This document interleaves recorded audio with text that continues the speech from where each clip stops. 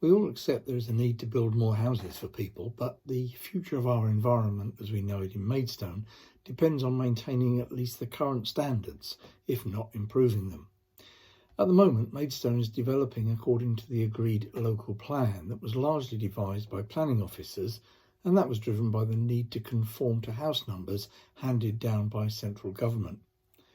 One of the sites in the plan off Church Road, Otham, looked sensible on paper. It filled in a space adjacent to existing homes, but this desktop process failed to recognise the difficulty of access, current traffic congestion, or the danger created by siting this estate where the only way to it was via a very narrow Church Road. Now this in reality is a narrow lane where for two vehicles to pass, one needs to give way to the other, especially if one of them is a large vehicle.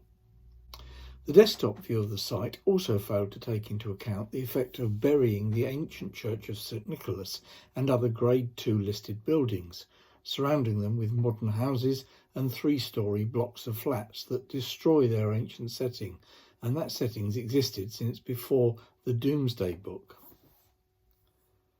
Now, despite strong representations to the local plan consultation, the common sense of local residents was ignored, and this isolated and unacceptable site was retained in the local plan. The subsequent review of the plan by the planning inspector led to Maidstone planning officers totally rejecting the view of KCC Highways experts, and they convinced the planning inspector that with suitable mitigation, the obvious addition to traffic congestion and the danger in Church Road could somehow be made more acceptable. How wrong they were.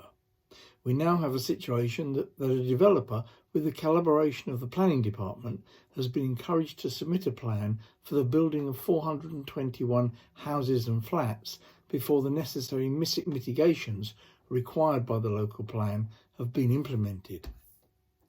Why is this? It's because the mitigation targets are not achievable due to the addition of thousands more houses having been added to this part of Maidstone, with the resultant additional traffic making congestion in the area even worse. At its meeting on the 28th of May, the Planning Committee rightly decided to refuse the application by Bellway Homes, principally for two reasons. So, let's consider what the effect would be had the Planning Committee approved the application of Bellway Homes to build on the Church Road site, with 421 households being imported to the site.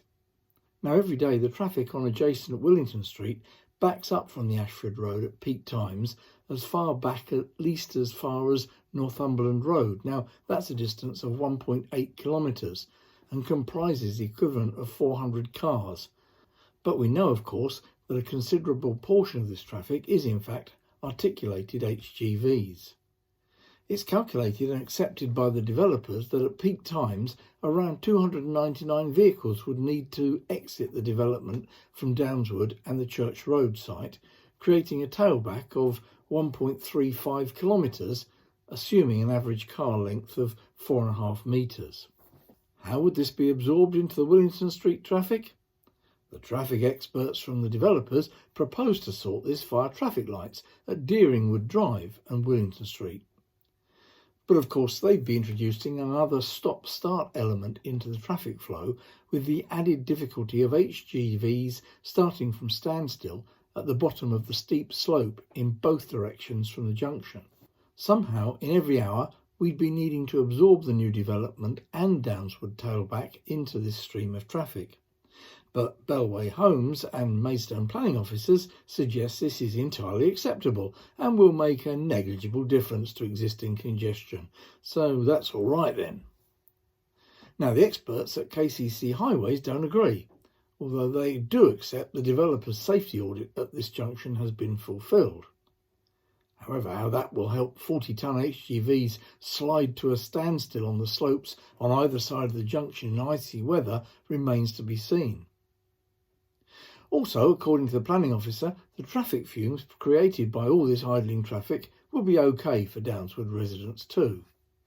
Before getting to this junction, vehicles from the new site will need to turn from Church Road onto Deeringwood Drive, but That's okay, because the developers will widen the mouth of that junction and, in so doing, undo the very reason for which it was narrowed on safety grounds some years ago. For vehicles travelling towards Spot Lane, they'll need to negotiate the traffic chicanes going out to the Ashford A20 road, again creating a tailback that will supposedly disappear with the widening of the mouth of Spot Lane there too. The projection for Church Road suggests that only one vehicle per minute will on average travel into the narrow lane to the south of the site, but in doing so they'll be adding to the rat run traffic from the thousands of houses on the A274 trying to avoid the congestion on Sutton Road. You'll remember this route required the prerequisite widening of Gore Court Road that has not been achieved, in spite of other alterations with the new development beside that road. Lastly, there is the issue of the ancient church of St Nicholas in Otham, which has stood surrounded by countryside for over 800 years and is now threatened to be swamped with a housing estate that completely destroys the wide views of this landmark site from existing residents and passers-by. So here we have a Grade 1 listed monument that's the oldest church in the Canterbury diocese about to be submerged by a housing estate. It's vital that our councillors who have so far refused the application to build on this land remain firm in their commitment. In so doing, they will be protecting both the residents of Downswood Chapman Avenue and this part of Maidstone from both the blight of danger and the congestion that heavy traffic will be attracting to the site. A site where currently there is birdsong, a delightful country setting, and the vista that generations of local people have enjoyed for over 800 years. Future generations of residents and road users will thank them for their commitment, because in making this decision, they'll be preventing the destruction of the quality of life for residents and for Maidstone for years to come.